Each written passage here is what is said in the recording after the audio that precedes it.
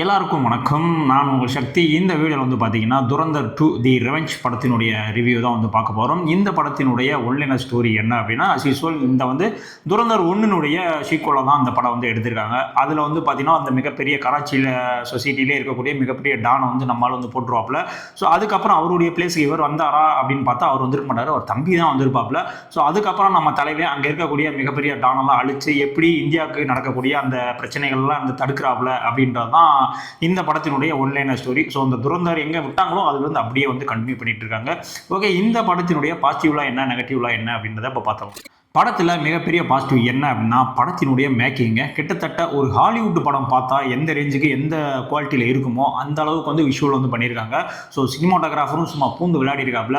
So அதுக்கே வந்து நம்ம வந்து ஒரு பாராட்டு வந்து தெரிவிச்சாகணும். ரெண்டாவதான பாசிட்டிவ் என்னன்னா, நம்மளுடைய கதாநாயகர் தான். ஸோ அவர் வந்து பார்த்தீங்கன்னா ரியல் லைஃப்லலாம் பார்த்தா ஏதாவது கோமாளித்தனமாக பண்ணிட்டு இருப்பாப்புல. ஆனால் இந்த படத்தில் வந்து பார்த்தீங்கன்னா சும்மா தெறிக்க விட்டுருப்பாப்புல. படம் ஃபுல்லாகவே ஒன் ஹேண்டடாக சிங்கிள் ஹேண்டடாக வந்து தலைமை வந்து தாங்கி கொண்டு போயிருக்காப்புல. படத்தினுடைய ஆரம்பத்தில் இருக்கக்கூடிய ஒரு 15 நிமிஷம், அதே மாதிரி படத்தினுடைய எண்டில் இருக்கக்கூடிய ஒரு 15 நிமிஷம், இந்த அரை மணி நேரத்துக்காகவே நீங்க இந்த துரந்தர் படத்தை வந்து பார்க்கலாங்க. அந்த அளவுக்கு வந்து ஒர்த்தா இருக்கும். அந்த ஓப்பனிங் சீனும் சரி, எண்டிங் சீனும் சரி. ஸோ ஓப்பனிங்லேயே ஒரு நல்ல படம் நம்ம பார்க்க வந்திருக்கோம்ப்பா அப்படின்ற மாதிரி உங்களை கட்டி போட்டு வந்து உட்கார வச்சிருவாங்க. ஸோ அந்த அளவுக்கு வந்து அந்த மேக்கிங், அந்த ஃபைட் சீன் வந்து பயங்கரமா இருக்கும். படத்திலே வந்து பார்த்தீங்கன்னா ஒரு 4-5 ஃபைட் சீன்ஸ் இருக்கு. எல்லாமே வந்து பார்த்தீங்கன்னா ஃபுல்லாக ரத்தம் தெரிய அந்த அளவுக்கு வந்து கொடூரமாக வந்து ஃபைட் சீன் ஒவ்வொன்றும் வந்து பண்ணியிருப்பாங்க. அது மட்டும் இல்லாமல் இவர் எப்படி ஸ்பை ஆனாரு அப்படின்ற மாதிரியான ஒரு ஸ்டோரி இருக்குல்ல. ஸோ அதையுமே வந்து பார்த்தீங்கன்னா சொல்லியிருக்காங்க. அதுவுமே ஒரு நல்ல ஒரு திரைக்கதையில் ஒரு நல்ல ஒரு அம்சமாக தான் இருந்துச்சு. ஓகேப்பா, இவர் எப்படி ஆனார்ன்றது அதை சொல்லாமே போயிட்டாங்களே போன இதில் அப்படின்னு பார்த்தா இந்த இதில் கரெக்டாகவே வந்து சொல்லிட்டாங்க. இதனால தான் வந்து இவர் வந்து ஸ்பையாக மாறினார்ல அப்படின்ற மாதிரி ஒரு ஸ்டோரியும் கொடுத்தாங்க. அதுவுமே வந்து நல்லா இருந்துச்சு. ஃபர்ஸ்ட் ஹாஃபில் அந்த கொஞ்சம் ஒரு ஸ்லோனஸ் தெரிஞ்சிச்சு. பட் செகண்ட் ஹாஃபுக்கு அப்புறம் வந்து பார்த்தீங்கன்னா ஓரளவுக்கு வந்து கதை வந்து கொஞ்சம் விறுவிறுன்னு போக ஆரம்பிச்சிடும். கிளைமேக்ஸ் ட்விஸ்ட்டுமே வந்து பார்த்தீங்கன்னா ரொம்ப அருமையாக வந்து இருந்துச்சு. ஸோ அதுக்கு செகண்ட் ஹாஃப்லையும் இந்த கிளைமேக்ஸ் ட்விஸ்ட் இல்லாமல் 2-3 ட்விஸ்ட் வரும். அதுவுமே வந்து ரொம்ப அருமையாக வந்து எந்த இடத்துல பிளேஸ் பண்ணால் கரெக்டாக இருக்குமோ அந்த இடத்துல வந்து சரியாக வந்து பிளேஸ் பண்ணியிருந்தாங்க. டெக்னிக்கலாக வந்து பார்த்தீங்கன்னா மியூசிக்கும் சரி, விஎஃப்எக்ஸ், எஸ்எஃப்எக்ஸ், சவுண்ட் டிசைனிங் எல்லாத்திலையுமே வந்து பார்த்தீங்கன்னா ஒரு தரமான படம். ஏன்னா நான் ஆரம்பத்திலே சொல்லிட்டேன், ஒரு ஹாலிவுட் லெவலுக்கு இருக்கக்கூடிய ஒரு விஷுவல் தான் வந்து இந்த படத்துக்கு இருக்குது அப்படின்னு. ஸோ டெக்னிக்கலாக பார்த்தீங்கன்னா மிக ஸ்ட்ராங்கான ஒரு படம். சரி, ஓகே ப்ரோ, இதெல்லாம் பாசிட்டிவ். நெகட்டிவாக என்ன இருக்குது அப்படின்னு வந்து கேட்டிங்கன்னா, ஃபஸ்ட்டு முதல்ல நெகட்டிவ் என்ன சொல்ல வரேன் அப்படின்னா, இந்த படம் கிட்டத்தட்ட 3 மணி நேரம் 50 நிமிஷம் கிட்ட ஓடுங்க. ஒரு 4 மணி நேரம் ஓடுதுன்னு வச்சுக்கோங்களேன். ஃபர்ஸ்ட் ஹாஃப் நான் சொன்னல ஒரு 10 நிமிஷம் ரொம்ப பரபரப்பாக போகும். அந்த பரபரப்பு முடிஞ்சோடனே ஒரு ஸ்லோனஸ் வந்து ஆரம்பிச்சிடும். கிட்டத்தட்ட இன்ட்ரோல் பிளாக் வர்றதுக்கே 1.25 மணி நேரம் படம் நீங்கள் வந்து பார்த்தாகணும். அதாவது ஒரு ஹாலிவுட் படம் ஃபுல்லாக பார்த்தா எப்படி ஒரு படம் பார்ப்பீங்கல்ல, அந்த மாதிரி 1.25 மணி நேரம் பார்த்தா மட்டும்தான் அந்த இன்ட்ரோல் பிளாக்கே வருது. ஸோ அந்த கிட்டத்தட்ட ஒரு 4 மணி நேரம் வந்து சீட்டில் வந்து உட்கார வச்சுருவாங்க. ஏசி தேட்டராகவே இருந்தால் கூட உங்களுக்கு வந்து வேர்த்து போயிடும். அந்த அளவுக்கு வந்து லென்த்து கொஞ்சம் ஜவ்வா எடுத்துருக்காங்க. முடிஞ்ச அளவுக்கு இன்னொரு அரை மணி நேரம் இல்லை ஒரு 35 மினிட்ஸ் வந்து கட் பண்ணியிருக்கலாம். ஸோ செகண்ட் ஹாஃப்க்கு மேலே சில சீன்கள்லாம் வந்து தேவையில்லாத சீன்கள் தான். ஸோ அதெல்லாம் வந்துருச்சு. அதெல்லாம் இன்னும் கட் பண்ணியிருந்தாங்க அப்படின்னா இன்னுமே படம் கொஞ்சம் ஸ்பீடாக போயிருக்கும் அப்படின்றதான் என்னுடைய கருத்து. நெக்ஸ்ட் வந்து பார்த்தீங்கன்னா படத்தில் லாஜிக் அப்படின்ற ஒரு விஷயம் எந்த இடத்துலையுமே கிடையாதுங்க. ஸோ ஏன்னா வழக்கம் போல் வந்து ஒரு 500 பேர் 600 பேர் வந்து நம்மளால் சுட்டுக்கிட்டே இருப்பாங்க. வழக்கம் போல் நம்ம ஹீரோ மேலே வந்து ஒரு புல்லட்டு கூட படவே படாது. இவங்கெல்லாம் வந்து தீவிரவாதியப்பா, இவங்களெல்லாம் நம்ம கொன்னே ஆகணும் அப்படின்னு சொல்லிட்டு ஒரு 8 பேர் 7 பேரை காட்டுவானுங்க. அவங்களாம் மிகப்பெரிய தீவிரவாத கும்பல் தலைவர் அப்படின்னு. ஸோ அவ்வளோ பெரிய தீவிரவாத கும்பல் தலைவனாக இருக்கிறாளுங்க தனியாக இருப்பான். இவனு பாட்டு வண்டி எடுத்து போவானுங்க, மார்க்கெட்டில் இருமா சுட்டுட்டு வந்துடுவாங்க, மீன் மார்க்கெட்டு போவானுங்க, சுட்டுட்டு வந்துடுவானுங்க. ஸோ அந்த மாதிரி ரொம்ப சப்பையாக வந்து அந்த மாதிரி காட்டியிருந்தாங்க. ஸோ நம்மளே வந்து பார்த்தீங்கன்னா ஹீரோவே ஒரு மிகப்பெரிய டான் மாதிரி ஆயிடுவாப்புல. அப்பயுமே வந்து பார்த்தீங்கன்னா கூட எவனுமே இருக்க மாட்டான். நம்மளால சோலாவாக போய் எல்லாத்தையும் வந்து வெட்டி சாச்சிக்கிட்டு இருப்பாப்புல. ஸோ அது மாதிரி இந்த லோக்கல் ரவுடி மாதிரி சில விஷயங்கள்லாம் காட்டியிருந்தாங்க. ஸோ ஒரு கராச்சி இந்த மாதிரி இடங்களில் ஒரு டானாக இருக்கக்கூடிய ஆள் எந்த மாதிரிலாம் இருப்பாங்க அப்படின்றத ஃபர்ஸ்ட் பார்ட்டில் வந்து பார்த்தீங்கன்னா அந்த வில்லனுக்கு வந்து கிட்டத்தட்ட வந்து கரெக்டாக காட்டியிருப்பாங்க. ஸோ நம்ம ஃபர்ஸ்ட் பார்ட் ரிவ்யூலேயே சொல்லியிருப்போம், நான் இவ்வளோ பெரிய டானை வந்து நீ கடத்திட்டு போகிற, அந்த டான் வந்து பார்த்தீங்கன்னா கடைசியில் உங்கள் கழுத்தில் கத்தி வச்சுட்டு வண்டி நிப்பாட்டு அப்படின்னு சொல்கிற மாதிரி. ஸோ அந்த இடத்துல நீங்கள் வந்து லாஜிக் விட்டுருப்பானுங்க.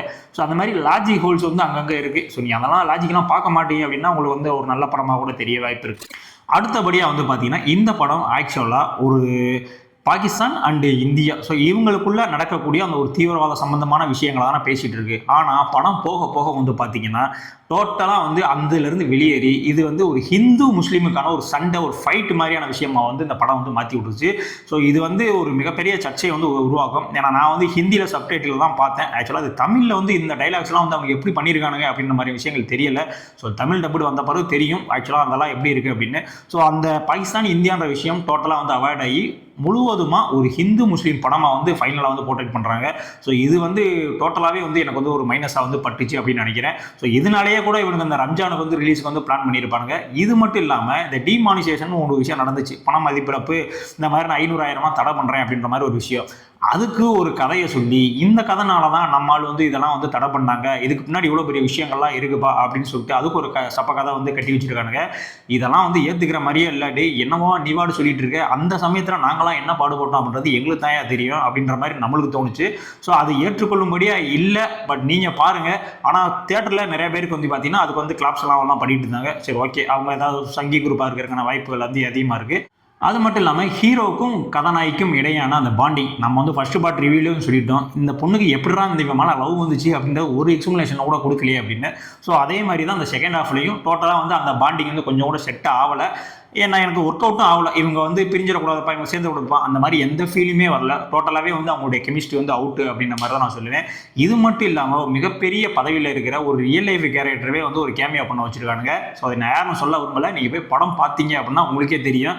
என்னப்பா நீ இங்கே வந்துருக்க அப்படின்ற மாதிரி இருக்கும். ஸோ அந்த கேமியாவை வச்சு ஏதாவது ஒன்று ஆக்சுவலாக ஒரு நார்த் பணம் அப்படின்றதுனால அதை வச்சு ஏதாவது ஒரு அரசியல் பண்ணலாம், அதை வச்சு ஒரு ஓட் பேங்க் வந்து பிடிச்சிடலாம் அப்படின்ற மாதிரியான ஐடியாவில் இருக்காங்களா அப்படின்றதும் எனக்கு தெரியல. இந்த படத்தில் அடல் கண்டென்ட்லாம் இருக்கா அப்படின்னு கேட்டால் அடல் சீன்ஸ்லாம் அந்த மாதிரி இருக்காது. ஆனால் ஃபுல் அண்ட் ஃபுல் வந்து பார்த்தீங்கன்னா வயலன்ஸ் சீன்ஸு எல்லா இடத்துலையுமே வெட்டி வீசி தூக்கி எரிஞ்சிட்டு இருப்பானுங்க. ஸோ அதனால் குழந்தைகளுக்கு இந்த படம் வந்து தேவையில்லாத ஒரு படம் அப்படின்றத நான் சொல்லுவேன். அது மட்டும் இல்லை, படம் முடிஞ்சோடனே ஒரு எண்டு கிரெடிட் போடுவாங்க, போஸ்ட் கிரெடிட் போடுவாங்க.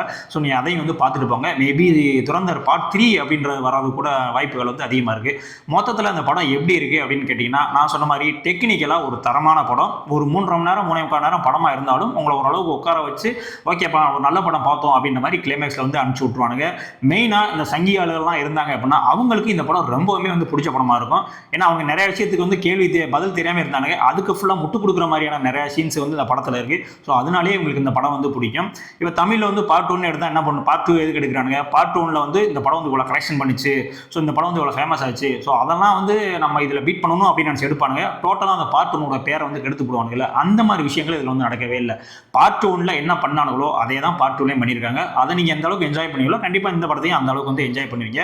அந்த படம் கிட்டத்தட்ட 1400 கோடி வந்து கலெக்ஷன் அடிச்சிச்சு அப்படின்ற மாதிரி சொன்னாங்க. இந்த படமும் அதுக்கு ஈக்குவலான கலெக்ஷனை கண்டிப்பாக அந்த படமும் வந்து அடிக்கும். ஸோ முடிஞ்ச அளவுக்கு இந்த படத்தை நீங்கள் போய் தேட்டரில் போய் பார்த்தீங்க, ஒரு நல்ல சவுண்ட் குவாலிட்டியோடு இருக்கக்கூடிய ஒரு தேட்டரில் போய் பார்த்தீங்க அப்படின்னா கண்டிப்பாக ஒரு நல்ல எக்ஸ்பீரியன்ஸ் வந்து இந்த படம் வந்து கொடுக்கும். திரும்பவும் சொல்கிறேன், குழந்தைகளுக்கு இந்த படம் தேவையில்லை. ஸோ நீ அவங்கள வந்து கூட்டு போகாமல் இருக்கிறதே வந்து நல்லது.